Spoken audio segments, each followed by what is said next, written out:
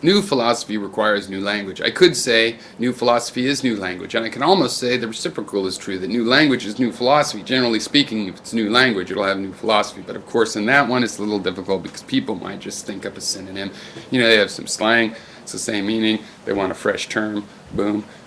New language might still be a restatement of the old philosophy. But new philosophy is always new language. You can't have one without the other. That's why one of my projects is what I call Language 7.0, a language better for philosophy, you know, where the values are not in the words, they're in the sentences and the paragraphs, where the etymologies are realigned with the current meaning, where we break words into parts and expect that the word parts to also be mapped to the conceptual parts of the concept of the bigger word. You know what I'm saying? So you got a word with the concept, and the parts of the word should hopefully relate to the parts of the concept. That would be nice. To do these kinds of things and organize these things this way is necessary for me because I have a new philosophy, or, well, turns out it's not that new, but it's countercultural. Language has not adopted it except for in little tiny areas, little tiny ghettos. And we need to, if we want to talk this philosophy, we need a new language. It's always true. And one of the difficulties about philosophy, given that you have to be a nonconformist, is how do you speak to others. Philosophers are very open to new language, which means that you have to define your terms. You do this, of course, in terms of previous language, but not solely in terms of that. Also in terms of emotions that may have been unnamed,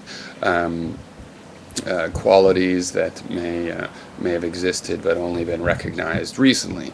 So there's a lot of things that can go into a new definition. Often it is old words which you use to create an idea, and then you give a word to that idea. In other words, old language often, given enough words, can convey this concept. But to really use that concept deftly and with flexibility requires giving, you know, instead of a whole 5 pages to describe it, you know, a name. You might have to read the 5 pages to understand what the name means. But once you've done that, you have the new term and you can use the new term.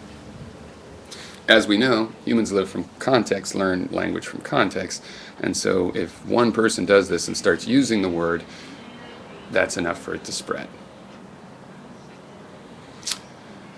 And I guess it's also worth saying that new language is not new words. It's new phrases, new grammar, new way of putting the words together, which is why when I describe my idea on the kind of language we need, there are grammatical concepts in there.